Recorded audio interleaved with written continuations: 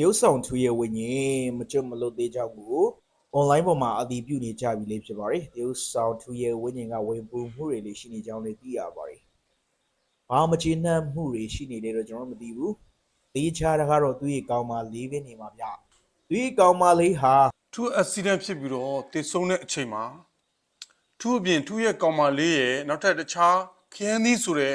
ဘဲတပွေနဲ့ဒါကားတစ်စီးရဲ့အတူစီးကြရင်မောင်းလာကြရင်လည်းဖြစ်သွားခဲ့ကြတာဖြစ်ပါတယ်အခုဆိုရင်ထူးကသူ့ကောင်မလေးကိုဆွဲလန်းတဲ့စိတ်နဲ့ဒါဝိညာဉ်ဝင်ရောက်ပူကတ်ပြီးတော့ပြောဆိုလာပြီးဆိုပြီးတော့ဒါသတင်းတချို့ကလည်းပေါ်ထွက်လာခဲ့ပြီဖြစ်ပါတယ်အရင်လည်းစိတ်ဝင်စားကြကောင်းပါတယ်ကျွန်တော်အားလုံးအတူတူကြည့်ကြည့်ကြရအောင်ပါရုပ်ဆောင်ထူးရဲ့ဝိညာဉ်မကျွတ်မလွတ်သေးကြောင်းကိုအွန်လိုင်းပေါ်မှာအတည်ပြုနေကြပြီလေးဖြစ်ပါတယ်။ရုပ်ဆောင်ထူးရဲ့ဝိညာဉ်ကဝင်ပူမှုတွေလေးရှိနေကြောင်းလည်းသိရပါတယ်။ဘာမကျေနပ်မှုတွေရှိနေတယ်တော့ကျွန်တော်မသိဘူး။တေးချတာကတော့သူ့ရဲ့ကောင်မလေးပဲနေမှာဗျ။သူ့ရဲ့ကောင်မလေးဟာအရင်ကယောက်ျားရခဲ့ဘူးလေ။ယောက်ျားကတယောက်တောင်မဟုတ်ဘူးနှစ်ယောက်ဗျနော်။ဓာတ်ပုံတွေနဲ့လဲတကွာအကုန်လုံးပရိသတ်တွေကထုတ်ဖော်ပြီးတော့ချပြခဲ့ပြီလေးဖြစ်ပါတယ်။ရုပ်ဆောင်ထူးတာအသက်ပြန်ရှင်လာရင်ကောင်းပါပဲ။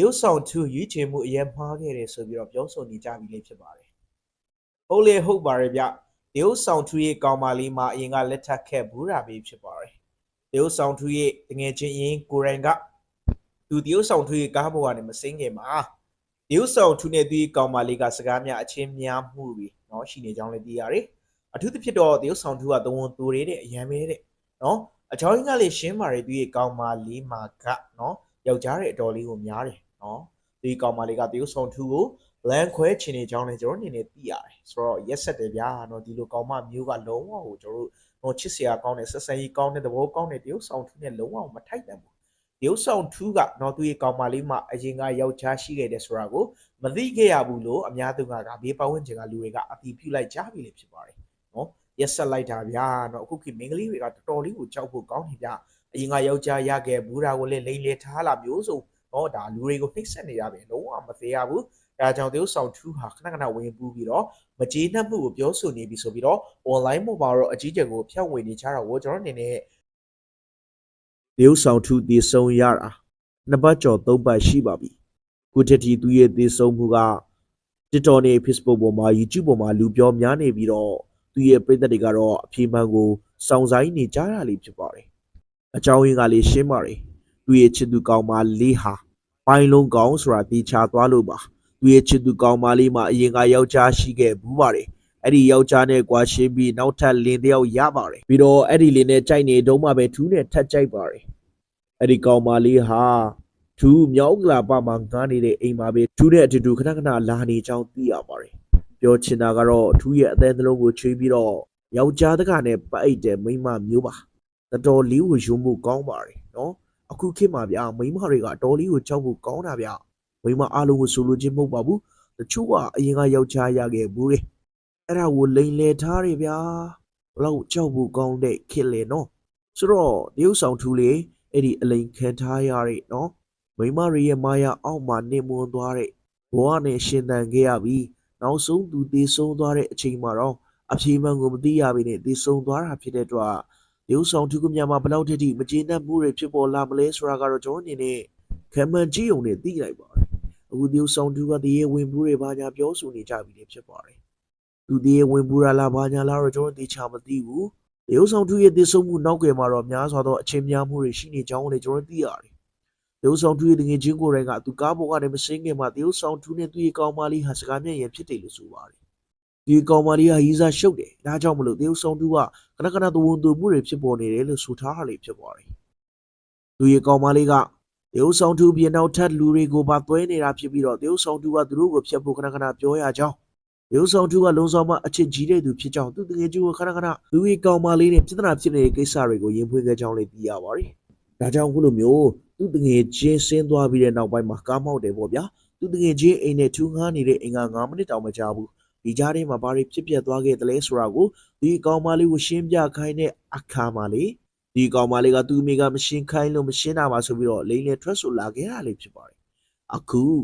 ဒီကောင်မလေးကအရင်ကယောက်ျားရှိခဲ့တဲ့အခုကြီးစားရှိတဲ့ဆိုတဲ့တက်သေးတွေထွက်လာတဲ့အခါမှာနှုတ်ဆိတ်နေတာဖြစ်တဲ့အတွက်ဖြစ်ရအားလုံးကို သူရဲ့သေဆုံးမှုမှာသူပါဝင်ပတ်သက်နေတာကိုဝန်ခံလိုက်တာပဲဆိုပြီးတော့ပြောဆိုနေကြပြီလေဖြစ်ပါတယ်ဗျာ ဆရာကြီးကတရက်လူကိုဗီဒီယိုကြည့်လို့မရဘူးဆိုတော့ဟုတ်လားနဲ့ဆရာဗီဒီယိုပညာယူထားရင်ကိုထိုးကိုကြည့်ပြပါလားတဲ့ဟုတ်ကဲ့တရက်သူကြည့်လို့မရတော့မဟုတ်ဘူးတရက်သူကြည့်ရတဲ့အခါမှာကျွန်တော်တို့ကအဖက်ဖက်ကစဉ်းစားရတယ်ကျွန်တော်တို့ရဲ့အပြောဆိုမှားမှုတွေတွက်ချက်မှားမှုတွေရှိသွားတဲ့အခါမှာအမှားတစ်စုံတစ်ရာရှိသွားတယ်ဆိုလို့ရှိရင်တခြားသူရဲ့နာမည်ဂုဏ်သိက္ခာဒါတွေကိုထိခိုက်စေနေတယ်ပေါ့နော်အဲ့တော့ဒါပေမဲ့သူ့ရဲ့ကန်ဆာတာအနေမြင့်တက်ကြလေတော့ကျွန်တော်တစ်ချက်ပြောပြမယ်ပေါ့နော်အမရှိကျွန်တော်ကိုကြိုတင်ပြီးတော့ခွင့်လွှတ်ပေးပါလို့တောင်းပန်ထားပါတယ်ပေါ့နော်အဲ့တော့သူ့ရဲ့ကန်ဆာတာကကောင်းလားမကောင်းလားဆိုတာကျွန်တော်တစ်ချက်ကြည့်ပြမယ်9ရက်6လ1999ဘွားပေါ့နော်သူကအဒီပတိဝါလို့ပြောလို့ရတယ်ကျွန်တော်နဲ့တက်တူရွယ်သူပြီးရင်ကျွန်တော်လည်း6လပဲမှမွေးတယ်ဒါပေမဲ့သူကကြတော့9ရက်ကျွန်တော်တော့20ရက်နေပေါ့နော်အဲ့တော့သူ့ရဲ့ကန်ဆာတာဘယ်ချိန်မှညက်လဲဆိုရင်10 17 12တလပိုင်းရပဲညက်ခဲ့တာ10လပိုင်းကစားပြီး10 17 12တလပိုင်းတွေသူညက်တယ်အဲ့ချိန်မှာသူစိတ်ညစ်စရာလေးနေငယ်ရှိမယ်သူ့ထက်အသက်ရွယ်ကြီးတဲ့သူတွေကြောင့်သူ့ထက်ယာထူးကြီးတဲ့သူတွေကြောင့်သူ့မှာစိတ်ညစ်စရာလေးနေငယ်ရှိမယ်သူ့ရဲ့အဖေမေတော်လည်းကောသူ့ရဲ့အဖေမှာအဖေမရှိတော့အမေပဲရှိတာပေါ့နော်အမေလည်းကျမကြီးနေညံ့တဲ့ခိုက်တာမျိုးလေးတွေအဲ့ဒီချိန်မှာလည်းသူကြုံခဲ့လိမ့်မယ်ပေါ့နော်အဲ့ဒါပြီးတော့သူ့ရဲ့ကန်ဆာတာမကောင်းဘူးလားဆိုတော့လက်ရှိမှာတော့ကောင်းနေ2လပိုင်းနဲ့3လပိုင်းငါဆိုင်သူ့ရဲ့ကန်ဆာတာကောင်းတယ်စုပ်ရောလက်ရောကန်ဆာတာစီးပွားလက်လာပါတက်တဲ့အချိန်ပေါ့အဲ့ဒီချိန်မှာစုပ်လဲဝင်တဲ့အချိန်လက်လဲဝင်တဲ့အချိန်ချစ်သူကြီးစားလဲဝင်တတ်တဲ့အချိန်ငွေကြေးလဲဝင်တတ်တဲ့အချိန်မျိုးဖြစ်တဲ့အတွက်သူ့ရဲ့ကန်ဆာတာကညံ့နေတဲ့အထဲမှာတော့မပါဘူးဒါပေမဲ့သူ့ရဲ့မွေးဖွားလာတဲ့ဇာတာဂျိုကြီးကိုမှကျွန်တော်တို့ဒီမူလရဲ့ကောဆိုင်တုတ်တိရဲ့မှာတုတ်တိမှာကြည့်လိုက်မယ်ဆိုရင်သူကသူ့ရဲ့ကန်ဆာတာခီးသွားရင်စကားပြောရင်တည်ရမယ်ဆိုတဲ့ကန်ဆာတာမျိုးသူ့မှာကရှိပြီးသားဖြစ်တယ်ပေါ့နော်အဲ့ဒီအတွက်ဆင်ကြီးရတယ်ကျွန်တော်တို့မှလည်းအဲ့ဒီကန်ဆာတာမျိုးရှိတယ်ပေါ့နော်အဲ့တော့ကျွန်တော်တို့ဗာနေနေဆင်ကြီးရတဲ့အပိုင်းကန်တာလေးရှိတယ်ပေါ့ဒါပေမဲ့ကျွန်တော်အဲ့ဂျိုတဲကိုတော့မရောက်သေးဘူး तू ကအဲ့ဒီဂျိုတဲကိုရောက်တဲ့အခါမှာ22နှစ်ကနေစပြီးရောက်တာအသက်22နှစ်ကနေပြီးတော့40နဲ့တနည်းထိ तू ကအဲ့ဂျိုတဲမှာရှိနေတာအဲ့တော့အဲ့ဂျိုတဲမှာရှိနေရဲဆိုတော့ကျွန်တော်တို့အများကြီးဆင်ကြီးရမယ်ပေါ့နော်22နှစ်ဂျိုကနေစပြီး23 24 25 26 6ခု4နှစ်အတွင်းထဲမှာကိုအခုမှမဟုတ်သူ့မှာတခြားသောအရာလေးတွေသူကြုံခဲ့လိမ့်မယ်အဲ့လိုမျိုးပေါ့နော် accident ဆန်လေးတွေတွားရင်လာရင်လည်းအဲ့လိုမျိုးအန်ဒီရကြုံတာလေးသူ့ဘဝမှာလည်းရှိခဲ့လိမ့်မယ်ပေါ့နော်ဒါကြုံရမယ်ဒီချင်းကတော့ဘာကြောင့်စူးစူးဝါအဲ့လိုကြီးကြုံသွားလဲဆိုတာကတော့နည်းနည်းစဉ်းစားခက်တဲ့ပိုင်းလေးတွေမှာတော့ရှိတယ်ပေါ့နော်အဲ့တော့သူ့မှာညံခက်ရှိလားဆိုရင်လည်းအရင်ညံ့နေရမှာတော့မဟုတ်ဘူးဒါပေမဲ့သူ့ရဲ့ဂျိုးစားဇာတာဝင်တွေမှာဆိုရင်ကျွန်တော်တို့ဒီကြည့်ရမယ်ဆိုဂျိုးစားရဲ့တက်ရောက်ရမှာဂျာတာပရိဂျိုတက်ရောက်နေဂျာတာဘေးနဲ့စန်နေနဲ့တွေ့တဲ့အခါမှာဓမ္မတော့ကအင်းဝရာဇာဆိုတဲ့ဒီအရှိပရိပကဆိုတဲ့ဂျိုလေးတွေတော့ရှိတတ်တယ်ဒါပေမဲ့အဲ့ဒီအရာကလည်းသူလက်ခံမှဖြစ်တဲ့အတွက်ဒါသူ့ပေါ်တော်မူတည်ရပေါ့အဲ့တော့ဘယ်လိုပြောပြမလဲကဲအရင်ကြီးညံ့နေတာမျိုးတော့မဟုတ်ဘူးဒါပေမဲ့တွားရလာရင်တည်ရမယ်ဆိုတဲ့ဂျိုလေးရောက်နေရတော့အသက်22နှစ်ကလေးကရောက်နေတာအဲ့တော့22နှစ်ကျော်ကလေးရောက်နေတာဖြစ်တယ်23 24 25 26 4နှစ်မြောက်တောင်ရှိနေပြီဗျာသူဖြစ်စီအကြောင်းရင်မရှိဘူးဒါပေမဲ့ဘာကြောင့်ဖြစ်သွားလဲဆိုတော့ကျွန်တော်နည်းနည်းလေးစဉ်းစားဆုံးဖြတ်ရခက်တယ်ပေါ့နော်ကျွန်တော်ဒီလောက်ပဲပြောပြချင်ပါတယ်ဟုတ်ကဲ့ကျေးဇူးများတင်ပါတယ်မရှိခုလို့ပြောပါနော်